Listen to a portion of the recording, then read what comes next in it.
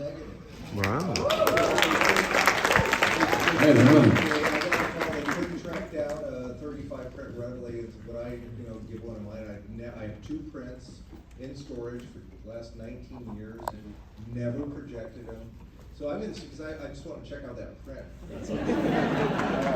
Really. Well, let's keep our conversation here chronological, even though we're seeing the movies in reverse chronological order. Can you take us back about 20 years? Alexander, I think you're coming off of About Schmidt. Paul, you're coming off of American Splendor. How did this connection first begin? Alexander, I assume you reached out first? It was an audition. It was just a standard audition. I didn't get the script. I can't remember when I read the script. All I got was a scene. And your audition was pretty cool. Yeah, it was pretty cool. I got a scene, and then you had me read a monologue. I don't remember which one. He nailed it, and then he said, "Well, I just got the script like half an hour, or the sides a half an hour ago." I mean, that's what it was like. But you were saying you didn't even know it was the lead for Sideways. No, I had no idea what it was about. I didn't have a clue. And I was just excited I was meeting him. I was like, oh, this is cool. I'm going to go meet Alexander Payne. That's cool. I didn't expect anything to come of it. And promptly walked away and thought, well, that was nice. I mean, he's a nice fellow. That was cool. And that was it. Alexander, what was it American Splendor or something else that had made you think to even ask Paul to come in and audition? No, it wasn't that at all. No? Was I just a guy? I think I was just a guy. I was aware of you, and I knew you were. It's a long time ago. It's kind of hard to remember, but I knew you were considered a good actor. I was foisted on you, in other words. But I hadn't seen the Howard Stern movie. You hadn't seen the Howard Stern movie? I sort of knew who you were. And the thing is, too, it's like I had a whole ton of auditions for that part, and I hadn't liked anyone to the point where I was doubting the screenplay. When you audition a bunch of people and nobody is like, well, maybe the script sucks. Like maybe it's not that, it's me. And then you came and just nailed it. Do you remember what the scene was that you auditioned? I don't remember. It was something with Tom's character. I don't remember what the scene was. Yeah. No. So the script, it's Alexander and Jim Taylor adapting Rex Beckett's novel. This, Alexander, you've said that one of the things that appealed to you about the novel was that you're essentially seeing 2 sides of a single man's soul in conversation with each other. Can you expand on that? No. I think it speaks for itself. I think we're good. No, only because you just said it. And it's not an original thought of mine. It's one that Katsantzakis said specifically about Zorba the Greek. That Zorba and Nikos are, this intellectual and the sensualist. You see it in Dino Risi's Sorbasso, The Easy Life. You see it to some degree in With Nail and I. Like a lot of two-handers, you kind of interpret, but Katsantzakis made it explicit. It's 2 sides of his own self in dialogue with each other and getting each other in trouble. It's like the classic it's like the Don Quixote thing too, though, isn't it? And there's a lot of windmill stuff inside, isn't there? Intentionally, wasn't there? That kind of, oh, okay. Boy, what a shock! After 20 years, I'm learning a lot. So, Paul, you have said you were excited when you learned that this was the lead in an Alexander Payne film, but you were also a bit skeptical about people's interest in a movie about wine? Well, I was, it's about wine. It's not really about wine, obviously, the movie, but I thought there's a lot of wine stuff in it. Are people going to be intrigued by that? And turns out people were. Yeah. Well, I had some early comments on this, like, well, there are too many classical references. Really? Are people really going to want to hear, like, is it kind of Latin too pedantic or something? So you were getting lobbied pretty hard in terms of casting Alexander, right? Who I think it was largely for the part that ultimately was played by Thomas Hayden Church, but who were some of the people that you were being asked to consider? Yeah, I don't want to exaggerate that, but I did meet George Clooney to play the Thomas Hayden Church part. And then I kind of heard that Ed Norton and Brad Pitt were interested also, but I didn't.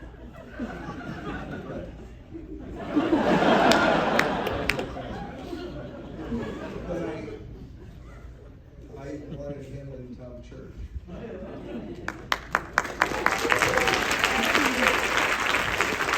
I mean, the thing is, one, has to be willing to take a smaller budget with which to make the film and put dough in your pocket to make the film with the right It's cast. financially irresponsible.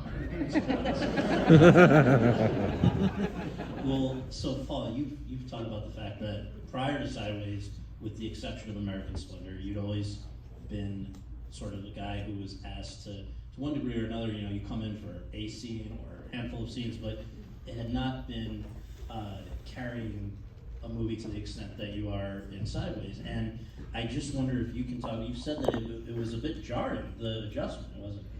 I don't consider that I actually carry that movie. Well, I that's mean, it's like or this, and I don't feel like I've ever had to carry a movie. I feel like I am fortunate to be kind of maybe the central guy in an ensemble thing, but I didn't feel like I had to bear the weight of the thing. But I was in it a lot, that's for sure. I was in every fucking scene. And so I was a little bit like, yeah, it was definitely an adjustment. I always say, I feel like there's a kind of, it's a little bit like an athlete. There's a distance and a sprinting thing. And I feel like some actors have a body chemistry that works differently.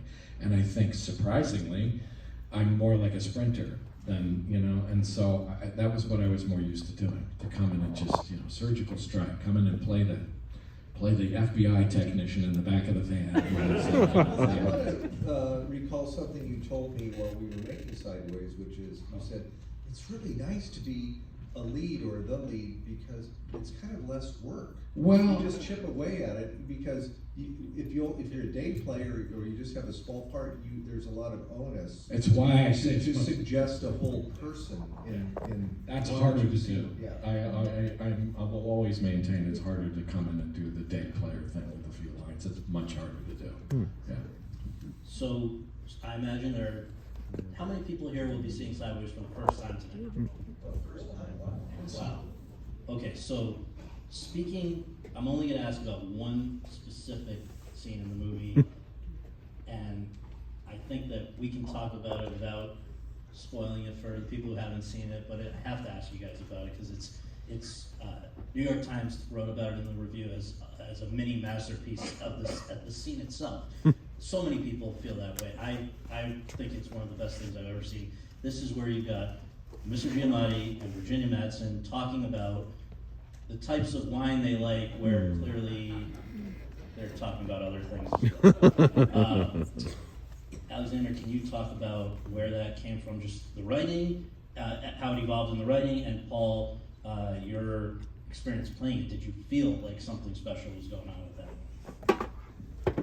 In the novel, there's that scene, and Miles describes himself in terms of Pinot Noir in a way, we'll see. But we hadn't had the response from Maya, the character played by Virginia Madsen, so Jim and I set to writing her response, so that it's a love scene. That was totally a thing you guys did. Yeah, and what she says actually reflects a lot of what I personally was thinking about wine. Interesting. But Paul was going to talk about Yeah, that. Oh, no, it was a great, I remember every second making that movie, and I remember that very well. Mostly because it always felt like just a really pleasant hanging out sort of time on that set, and this one too, the Holdovers. And so I just remember that was at night, it was quiet, everybody was having a really mellow, nice time. The whole thing just felt really, we happened to be making a movie and happened to be shooting a scene, and she was amazing in that scene, so yeah. Can I name drop? Please. I was lucky enough to be friends with Mike Nichols. And when he saw the movie, he said, yeah, I was watching the film. was fine enough, but when they get to talking about the wine, then I knew we had a film. Then I knew I was in really good hands. Nice.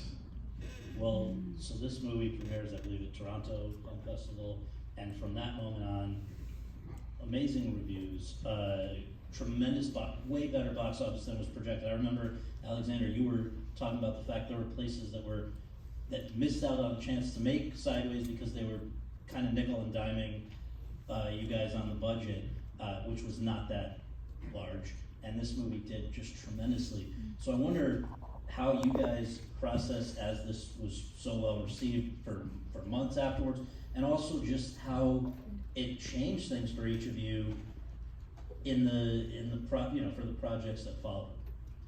And maybe, Paul, you want to lead us on? No, I mean, it was, I was saying to you earlier, I never had to audition again, which was a huge thing. Sometimes I miss it, actually. I liked auditioning, which is weird.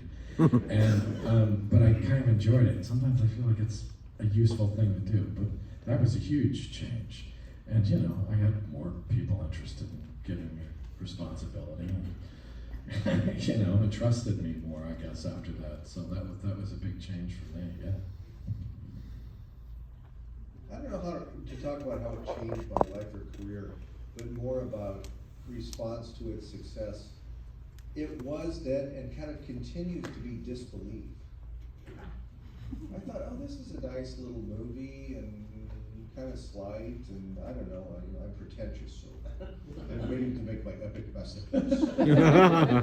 Like, let me just squeeze this one in. It's a nice little movie. Yeah. So I wish I had believed more at the time the success that you're like, this probably happens to lots of people. And even today, and Paul and I have talked about this, that we're so pleasantly surprised and gratified that people still watch it. I think that's actually the more surprising thing, is that people still talk about this like we just made it, you know?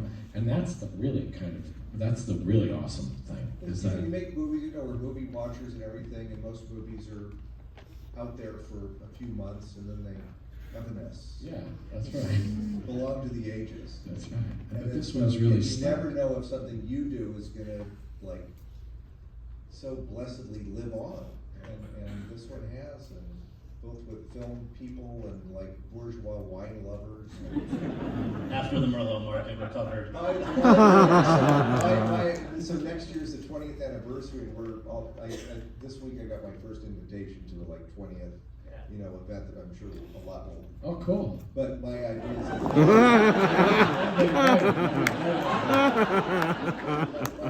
that Mail, is it coming? My idea is that all the events we only pour Merlot.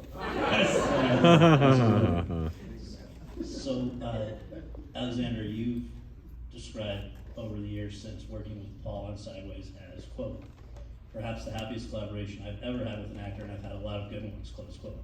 So, and in fact, you intended to work together again a lot sooner than 19 years later. I think your next movie was going to be, in your mind, Downsizing, which then got complicated, but Paul was, you've said, somebody you wanted to work with on that? Yeah, don't spread this around. Even the character that, bless his heart, Matt Damon plays in Downsizing is named Paul. Yes. Talking about financially irresponsible. It made perfect sense. But you know, if you can't get me, you go to Damon.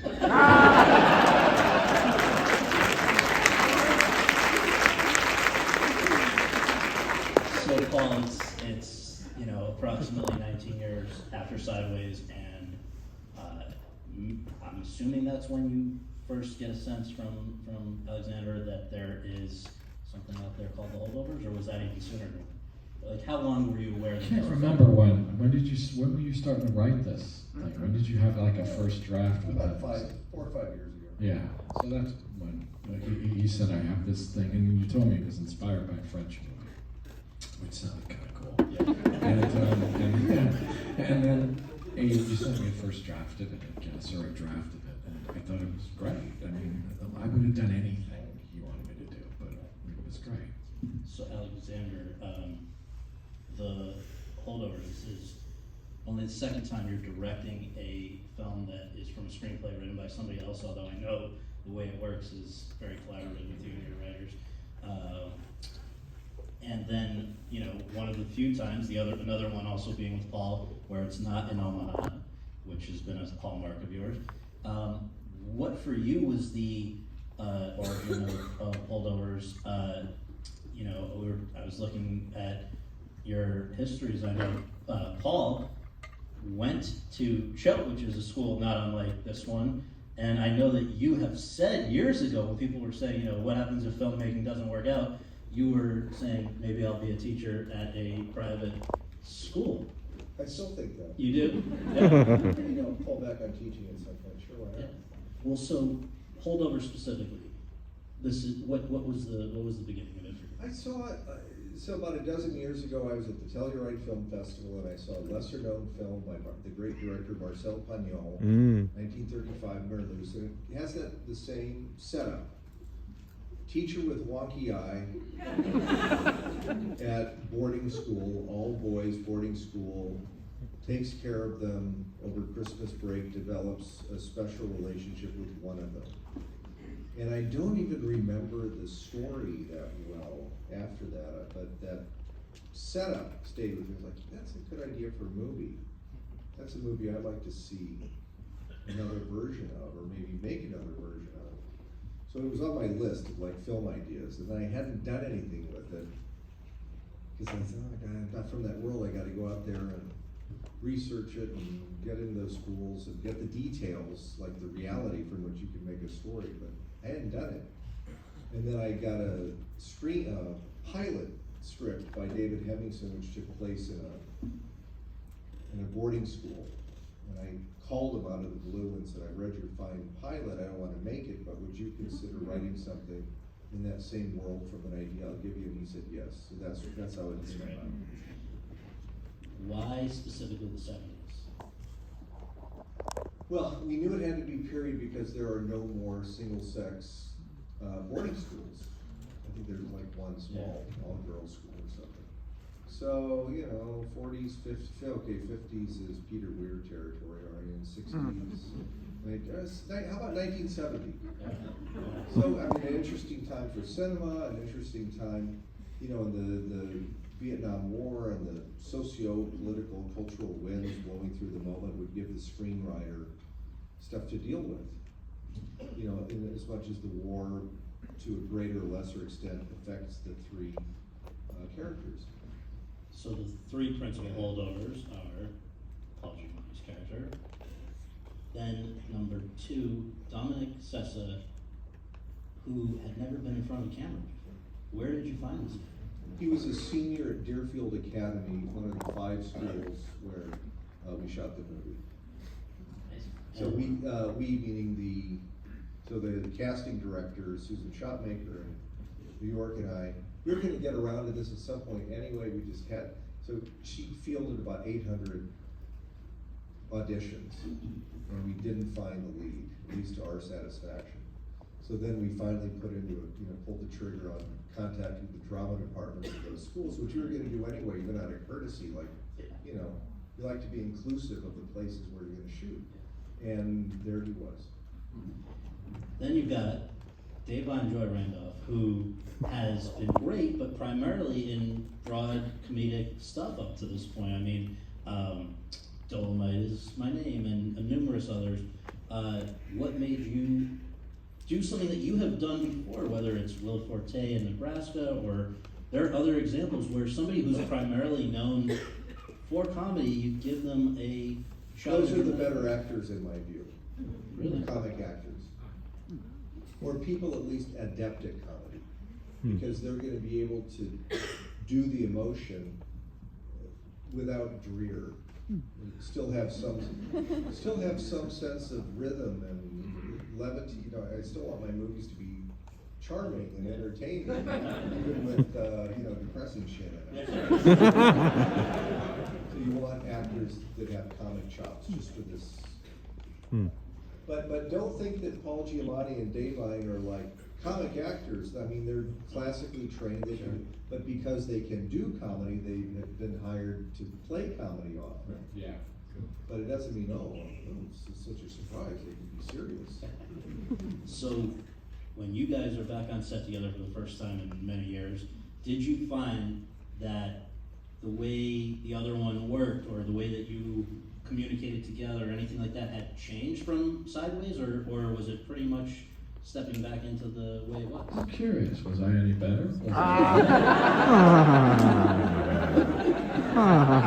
You could say, I mean, was it different? I don't know. From your point of view, was it any different? It wasn't any different to me. It felt as though we had wrapped Sideways about a week Yeah, before. exactly. It didn't really feel any different. No. Yeah. Do you see any threads connecting Sideways and Holdovers? I might have a few, but I wonder what for you. I don't know. Nothing was deliberate, was it? I remember you reading an early draft of the Holdovers and saying, and maybe I apologize, I'm sorry that there's some similarities maybe between Miles and he said, yeah, but I'm gonna play this guy more like a prick. Well, yeah, because I think, a guy who enjoys being a prick, too. Curmudgeonly, Yeah, a guy who enjoys being a prick, too. He has a good time being a prick. I mean, I think they didn't, they're similar guys at different stages of their lives, yeah. But, did you see things though? No, I love Sideways, so to me, to see you guys doing anything together again was thrilling, but this is another guy who is obviously a bit uncomfortable with the opposite sex. He's This guy's really uncomfortable. I don't know that the guy's had a whole lot of actual experience. Right. Yeah, much more so than the other guy. And swishes a little booze once in a while, but that's, a lot of characters in different stuff, so it's only in the best way. But Alexander, I think on every one of your features, you have had the same editor, Kevin Tent, and something that people have remarked upon more on this movie, but I think it was there for Sideways and others. You guys, in the same way that you use in a number of your films voiceover narration, which a lot of people sort of assume is a thing of the past in movies, you guys also use dissolves to transition between scenes and time and whatever. Where did that begin with you guys? Because it's certainly prevalent in Holdovers. It's like God. No beginning, no end. But we've always dissolved. I don't.